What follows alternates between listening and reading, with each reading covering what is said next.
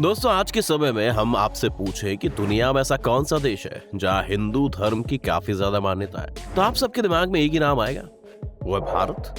पर अगर हम आपसे कहें कि दक्षिण एशिया का एक देश ऐसा भी है जहाँ हिंदू धर्म को उतना ही सम्मान और उतनी मान्यता दी जाती है जितनी कि भारत में। जी हाँ, हम बात कर रहे हैं 7 करोड़ की आबादी वाले छोटे से देश थाईलैंड की, जहाँ पर हिंदू धर्म को एक खास स्थान पर रखा जाता है। पर आखिर कैसे पहुंचा थाईलैंड में हिंदू धर्म, क्या थे उसके कारण? चलिए जानते हैं इन सवालों के जवाब आज के हमारे इस वीडियो में। पर वीडियो शुरू होने से पहले अगर आप इस चैनल पर नए हैं या आपने अभी तक इस चैनल को सब्सक्राइब नहीं किया है तो चैनल को सब्सक्राइब करना और बेल आइकन दबाना ना भूलें ताकि हमारे चैनल की कोई भी वीडियो आपसे मिस ना हो जाए।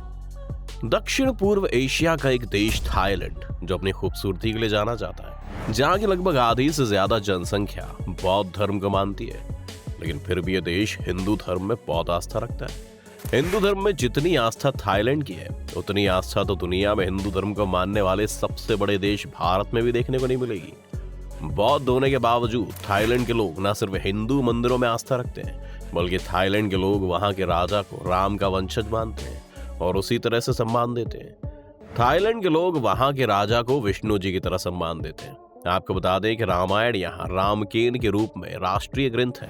कई थाई पेंटिंग्स में रामायण के रंग दिखाई देते हैं। पेंटिंग में हनुमान जी को लंका के ऊपर उड़ते हुए दिखाया गया है। इसके साथ ही थाईलैंड में हिंदू धर्म के रीति रिवाजों को ही माना जाता है। यहाँ के लोग हिंदुओं की तरह ही पुनर्जन्म में विश्वास करते हैं। पारंपरिक विवाहों में पारंपरिक हिंदू विवाहों की तरह ही कुंडली को मिलाया जाता है।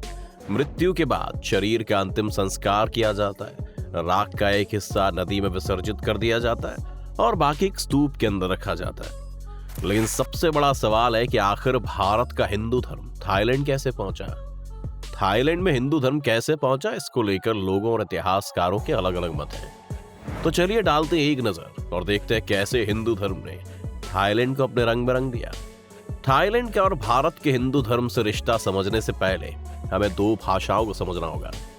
एक है थाई स्क्रिप्ट और दूसरी है पल्लव स्क्रिप्ट। पल्लव स्क्रिप्ट एक ऐसी भाषा थी जो दक्षिण भारत में पल्लव राजवंश के दौर में उभरी और इसे वहीं से पहचान मिली। थाईलैंड में हिंदू धर्म के पहुंचने की कहानी शुरू होती है 4वीं शताब्दी से। दरअसल आज के चेन्नई से थाईलैंड के दक्षिणी हिस्से में मौजूद इसकी राजधानी बैंकॉक का समुद्री रास्ता एकदम सीधा है और इस वजह से भारत के दक्षिण भारत में कारोबारियों ने दक्षिण पूर्व एशिया का रुख किया और फिर कारोबारियों की पल्लव स्क्रिप्ट इनके साथ थाईलैंड पहुंची।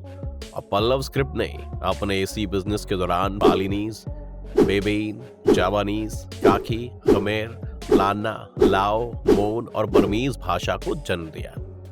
आपको बता दें कि थाई लिपि और दूसरी दक्षिण एशियाई लिपियां पुरानी तमिल पल्लव लिपि से निकली है, इसलिए आज भी थाई और पुरानी तमिल लिपियों के बीच समानताएं मिलती हैं। दोस्तों, भाषा का जुड़ाव होता है संस्कृति से और संस्कृति जुड़ी होती है धर्म से, और बस भाषा की इसी डोर ने छाप छोड़ी थाईलैंड सहित दक्षिण पूर्व एशिया पर और भाषा के रास्ते ही थाईलैंड में हिंदू धर्म पहुंचा। वहीं कुछ इतिहासकारों और थ्योरी के मुताबिक हिंदू धर्म सबसे पहले व्यापारियों के जरिए थाईलैंड पहुंचा था, लेकिन यह सीधे थाईलैंड नहीं पहुंचा था। पहले कंबोडिया पहुंचा और फिर कंबोडिया से होते हुए थाईलैंड पहुंचा।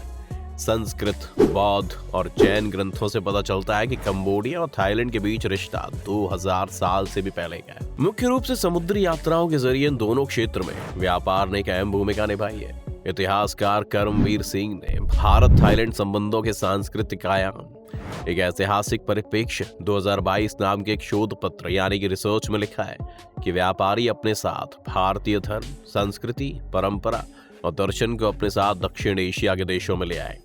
उनके साथ ब्राह्मण पुजारी, बौद्ध भिक्षु, विद्वान और लड़ाके भी थे। इन सभी ने भारतीय संस्कृति को दक्षिण पूर्व एशिया के मूल निवासियों तक पहुंचाने में महत्वपूर्ण भूमिका निभाई। कुछ व्यापारियों, ब्राह्मण पुजारियों ने स्थानीय लड़कियों से शादी की। कुछ ब्राह्मणों को राजाओं ने अपने पुरोहित के रूप में भी रखा और इस तरह से भारत में हिंदू धर्म थाईलैंड पहुंचा। वैसे आपको बता दें कि इतिहास के पन्नों में एक और कारण दर्ज है जिसे थाईलैंड के हिंदू धर्म के लिए जिम्मेदार माना जाता है। एक तो भाषा में समानता होने की वजह से और दूसरा थाईलैंड में हिंदू धर्म का प्रभाव आया खमेर साम्राज्य से। सोम साम्राज्य, खमेर साम्राज्य और मलय राज्य, ये कुछ ऐसे राज्य हैं जो भारतीय साम्राज्य है और इन्होंने थाईलैंड पर भी शासन किया। खमेर साम्राज्य थाईलैंड में कंबोडिया से गया था। जब तक थाईलैंड में खमेर साम्राज्य सत्ता में था तब तक वहां हिंदू धर्म प्रमुख धर्म बना रहा। पर जैसे ही जयवर्मन 7, जिसका शासनकाल 1181 से 1218 तक का था, वो इस क्षेत्र के राजा बने, वहां की स्थितियां बदलने लगी। लेकिन तब तक खमेर साम्राज्य की हिंदू धर्म की छवि और धारणा लोगों में बन चुकी थी, और बस इसी वजह से थाईलैंड में हिंदू संस्कृति ने जन्म लिया। और जिस तरह से खमेर साम्राज्य हिंदू धर्म में आस्था रखता था, उसी तरह से वहां के लोग भी हिंदू धर्म में आस्था रखने लगे। थाईलैंड में हिंदू धर्म आने की एक थ्योरी ये भी है कि थाईलैंड के दक्षिणी हिस्से में हिंदू धर्म पहुंचने से सालों पहले ये भारत में अमरावती से और बर्मा में मॉल लोगों के जरिए थाईलैंड के मैदानी इलाकों में पहुंच चुका था। थाईलैंड में जितना हिंदू धर्म को माना जाता है, उतना ही रामायण को भी महत्व दिया जाता है। बात करें भारत के धार्मिक ग्रंथ रामायण की, तो माना जाता है कि रामायण दक्षिण भारत के व्यापारिक मार्गों यानी कि ट्रेड रूट से 7वीं शताब्दी की शुरुआत में थाईलैंड पहुंची थी, और तब थाईलैंड में इसे एक नए रूप में स्वीकार किया गया। रामायण को भले ही थाईलैंड के लोगों ने एक अलग ही रूप में स्वीकार किया था, पर आज भी थाईलैंड में रामायण का बहुत महत्व है। यहाँ तक कि थाईलैंड का राष्ट्रीय ग्रंथ भी रामायण को ही माना जाता है। थाई लोगों ने भारतीय रामायण को अपने राष्ट्रीय महाकाव्य के रूप में अपनाया, और वो लगभग 800 सालों से ज्यादा समय से इससे साहित्यिक रूप से जुड़े हैं।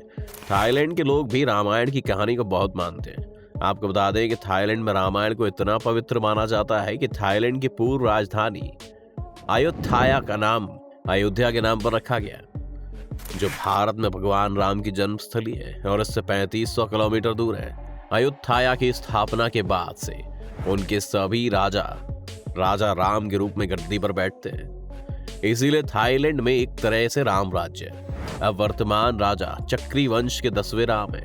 चक्र राम या विष्णु के शस्त्र चक्र से लिया गया नाम है। चक्री वंश के वर्तमान राजा को राम दशम कहा जाता है। इससे पहले इस वंश में राम की उपाधि राजा अपने नाम के साथ लगाते रहे। 300 रामायण ग्रंथ लिखने वाले रामानुजन ने थाईलैंड कैराम के नाम के इस ग्रंथ की तुलना वाल्मीकि रामायण से की है, क्योंकि इसमें और भारत की रामायण में काफी समानता है।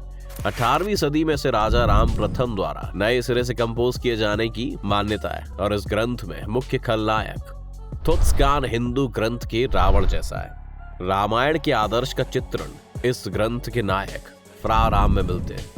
यही कारण है कि थाई लोगों के लिए राजशाही का विशेष महत्व है। राजा उनकी सभ्यता का संरक्षक और धारक होता है। आपको बता दें कि साल 1767 में बर्मीज आक्रमणकारियों ने अयोध्या को तबाह कर दिया था। इसके बाद थाईलैंड के लोगों ने नई अयोध्या की स्थापना की। 18वीं सदी के अंत में तहस नहस की जा चुकी थाईलैंड की अयोध्या यानी कि अयोध्या नगरी को अब विश्व धरोहर की सूची में शामिल किया जा चुका है। इसके अलावा साल 2018 में भारत के न्यास ने यहाँ एक राम मंदिर का भी निर्माण शुरू किया था। यह हैरानी की बात भी नहीं है, क्योंकि थाईलैंड के इस स्थान के साथ ही राम की इनकी लोकप्रियता, चक्री राजवंश का इतिहास और जनमानस के बीच राम की प्रसिद्धि भारत से काफी टूरिस्ट को अपनी तरफ खींचती है। इसके साथ ही आपको बता दें कि थाईलैंड में भगवान को फ्रा कहा जाता है। फ्रा यानी कि लॉर्ड। थाईलैंड में भगवान शिव यानी कि लॉर्ड शिवा को फ्रा इशुआन, इसके साथ ही लॉर्ड विष्णु को फ्रा वित्सुआनु जैसे नामों से पुकारा जाता है। इसके अलावा थाईलैंड में बप्पा यानी कि गणेशा जी को भी काफी पूजा जाता है।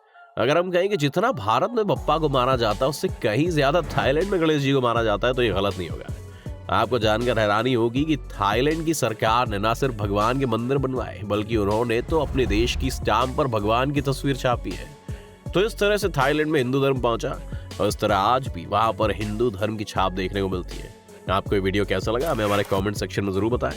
तो दोस्तों, आज की वीडियो में बस इतना ही। उम्मीद है आपको इस वीडियो से काफी कुछ सीखने को मिला होगा। अगर आपको वीडियो पसंद आया तो वीडियो को लाइक करें, और अगर आप इस चैनल पर नए हैं तो जाने से पहले चैनल को सब्सक्राइब करना भी ना भूलें।